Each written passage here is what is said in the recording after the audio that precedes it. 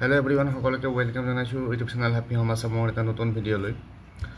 এই ভিডিওটিত আমি চাম আমাৰ অসমত যে গ্ৰেজুৱেট টিচাৰ ৰিক্ৰুটমেণ্ট প্ৰসেছ চলি আছে তাৰে ডিস্ট্ৰিক্ট ওয়াইজত কোনখন ডিস্ট্ৰিক্টত ম্যাথমেটিক্সৰ গ্ৰেজুৱেট টিচাৰৰ কিমান ভ্যাকেন্সি এলট কৰা হৈছে সেই তথ্যখিনি ইয়াত আছে। গতিকে আশা কৰিছো ভিডিওটি শেষলৈকে চাব আৰু শেয়াৰ কৰিব আপোনালোকৰ ফ্ৰেণ্ডছ সাৰ্কেলৰ মাজত। এই লিষ্টখন মই যোৱাকালি এটা ফেচবুক গ্ৰুপত পাইছিলো আৰু সেই কাৰণে ইয়াত আপোনালোকৰ লগত ভিডিওটো শেয়াৰ কৰিব বিচাৰিছো, লিষ্টখন শেয়াৰ কৰিব বিচাৰিছো যাতে আপোনালোকে এই তথ্যখিনি পায়। তো ওপৰত লিখা আছে দেখিছে district wise number of post allotted for posting of graduate teacher mathematics. এফালে আছে ডিস্ট্ৰিক্টৰ নাম, ৰাইট সাইডত আছে টোটাল নাম্বাৰ অফ পোষ্ট।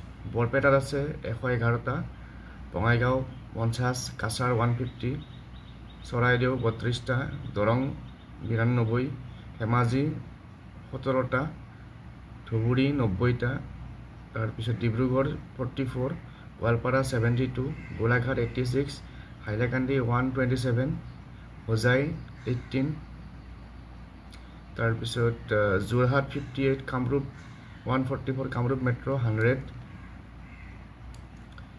তাৰপিছত আছে লখিমপুৰ 79, মাজুলী 23, নগাঁও মৰিগাঁও 60, নগাঁও 96, নলবাৰী 35, শোণিতপুৰ 66,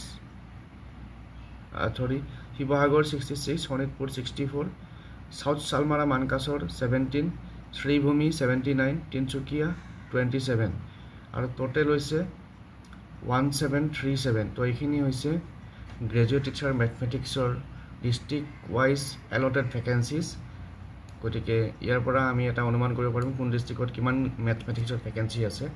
গতিকে আজিৰ ভিডিওত এই ডাটাখিনি শেয়াৰ কৰিলোঁ। চেনেলটো যদি সাবস্ক্ৰাইব কৰা নাই সাবস্ক্ৰাইব কৰি ল'ব আৰু শেয়াৰ কৰি দিব ভিডিওটো। Thank you. আৰু ইয়াতে যদি আমি ডিস্ট্ৰিক্ট ওয়াইজত কম্পেয়াৰ কৰি চাওঁ কোন ডিস্ট্ৰিক্টত হাইয়েষ্ট ভ্যাকেন্সি আছে তেতিয়াহ'লে আমি পাম 150 ভ্যাকেন্সি আছে কাছাৰত আৰু তাৰপিছত 144 ভ্যাকেন্সি আছে কামৰূপ ৰুৰেলত। তাৰপিছত নেক্সট আছে 127 ভ্যাকেন্সি আছে হাইলাকান্দিত।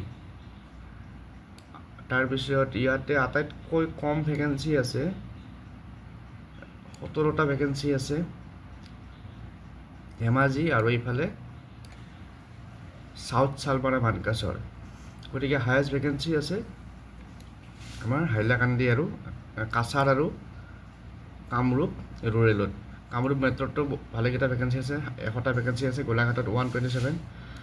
গতিকে কোন ডিস্ট্ৰিক্টত কিমান মেথমেটিক্সৰ মানুহ এপইণ্টমেণ্ট হোৱাৰ চান্সেছ আছে ইয়াত এই লিষ্টখনৰ পৰা আমি গম পাওঁ। গতিকে এনেকুৱা ধৰণৰ ডাটা যদি মোৰ লগত আৰু আহে মই শ্বেয়াৰ কৰিম আপোনালোকৰ লগত। আৰু আপোনালোকৰ লগত যদি কাৰোবাৰ তাত এনেকুৱা ভ্যাকেন্সি ৰিলেটেড কিবা ডাটা আছে কমেণ্ট কৰি জনাব আৰু শ্বেয়াৰ কৰি দিব যাতে সকলোৱে গম পায়। তো পুনৰ লগ পাম নেক্সট ভিডিঅ'ত। Thank U.